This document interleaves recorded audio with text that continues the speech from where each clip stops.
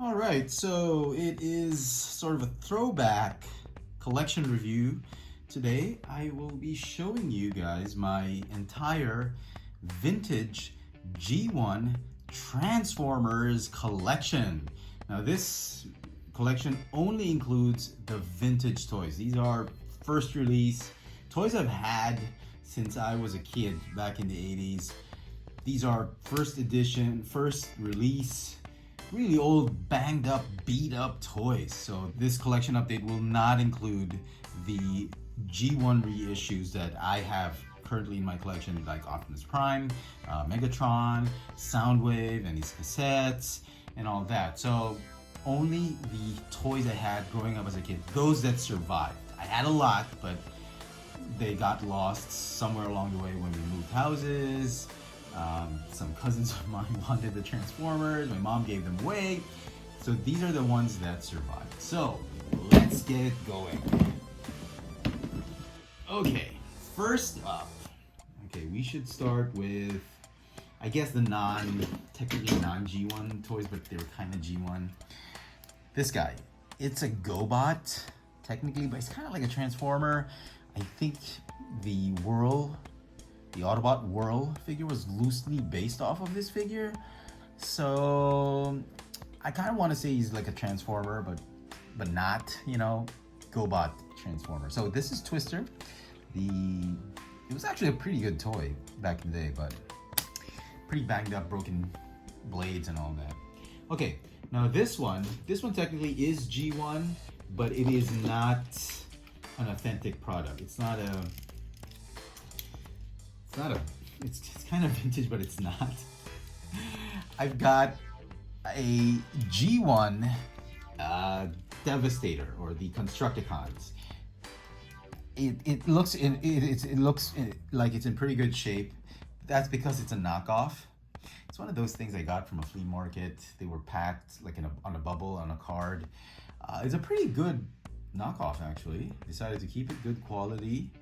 Never had the Devastator, the G1 Devastator, so thought I'd get one just as reference, so just I could have one in my collection, but it is a knockoff, so okay. Technically, these two are not vintage, just wanted to get them done and over with. Moving on. Okay, this I believe is a Pretender. I can't remember the name. The robot that turns into a jet is gone. All that's left is the Pretender shell, which is a car, and the guns, the accessories. Somebody let me know in the comment section who that guy is. I keep forgetting. I know somebody had told me who it was, but for the life of me, I can't remember right now. Okay, next up is, you guys probably know this. You've seen him a million times on my videos. This is Autobot Trax, my very, very first Transformer, G1 Transformer ever. The first one I got, pretty special. He was my first exposure to Transformers. Pretty banged up, beat up. You can try and transform him, but his hands are gonna just fall off. Missiles are gone.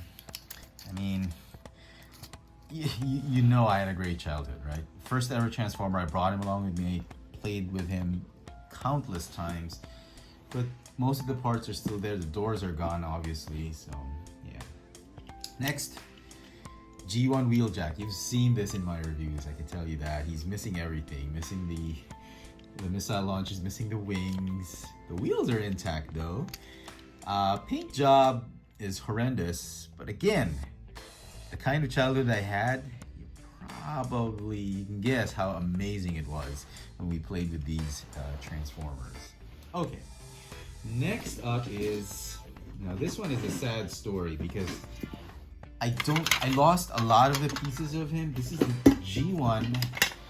It's a vintage Omega Supreme. I can't find all the tracks. I'm missing some of the leg pieces.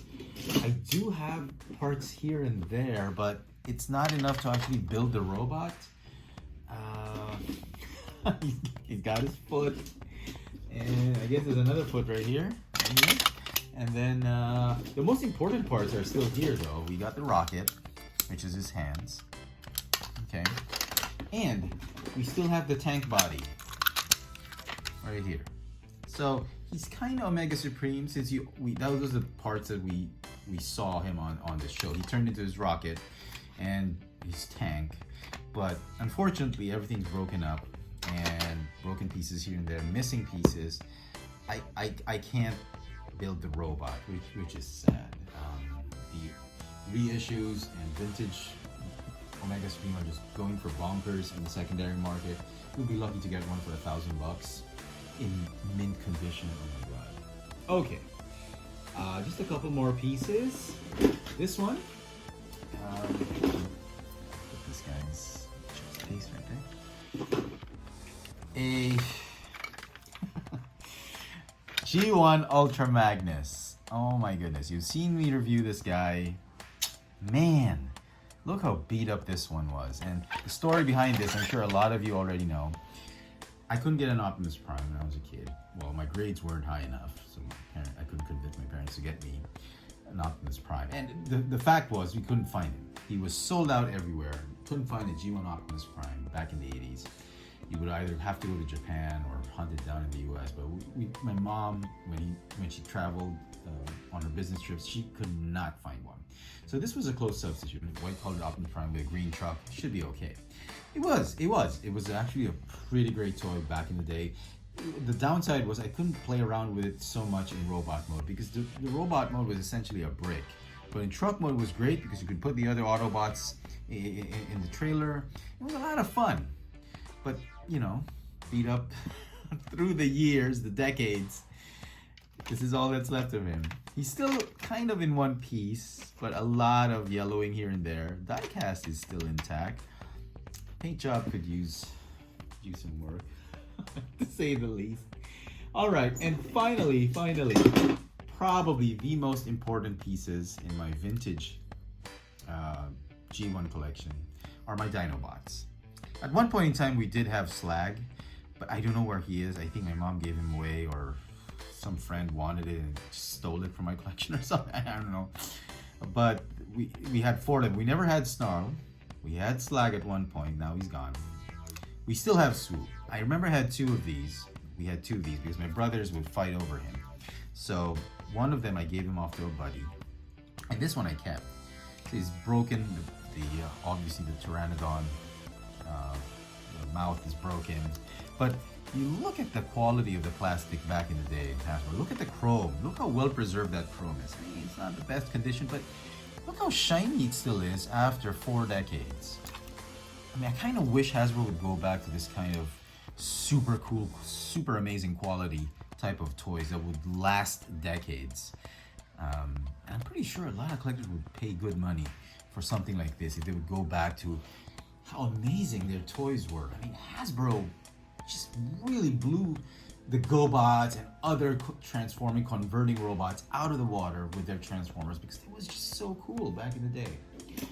Okay, second to last, I've got this guy, Sludge. You saw him in my CEO Series A6 Sludge review. Still have him, some of the weapons are still there. But again, very, very good condition to this day. I mean, sure, it's faded and all that, but the figure is still solid. You can still transform it. No cracks here and there. It's a very good figure, very good quality. Look at the die cast, it's still intact.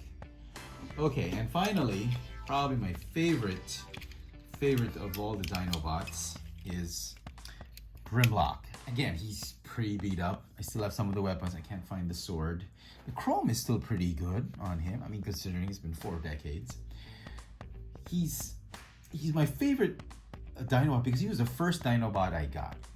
We got him first before the others, and I think then we had him. And then I remember I got him for Christmas. I had an uncle who lived in Canada, still lives in Canada right now. My mom's brother. I remember he asked me what would I want for Christmas, and I said, if you can find me a Grimlock, that would be amazing. So when we visited the Philippines for the holidays, he sent me the parcels or our gifts or presents, and I made sure to see through the wrapping, the translucent wrapping, and I made sure that I knew what I got. It's kind of cheating, but yeah, I pressed on the wrapper and I saw it said Grimlock, and I knew I was gonna have an amazing Christmas. And my uncle said, "How'd you know I got you a Grimlock?" And I said, I just knew it. And it was one of the best Christmases I had growing up as a kid. And I think that same Christmas I did get Omega Super 8. It was amazing back in the day. Toys were done in this amazing quality.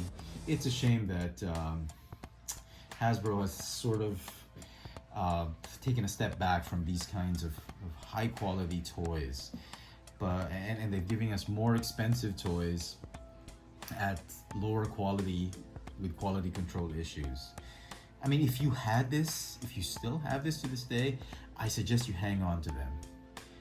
Even if they're beat up, banged up like mine, you know this is evidence that you had an amazing childhood. And this is part of the reason I don't want them refurbished or repaired or anything like that, because it reminds me of how amazing my childhood was, and it gives me a lot more motivation to really treasure these kinds of things. I mean, to a lot of people who don't understand will probably think they're just toys. Why don't you just throw them away, give them somewhere? They're not. They're not just toys. They're a huge part of our childhood. They're great memories, and they're a reminder of the kind of happiness we had growing up as a kid. Do let me know in the comment section, what do you think of what's left of my vintage G1 Transformers toys? Hit me up in the comments, and as always, hit that notification bell so you never miss out on any of my latest video reviews. And if it's your first time here, please subscribe. Thanks for watching.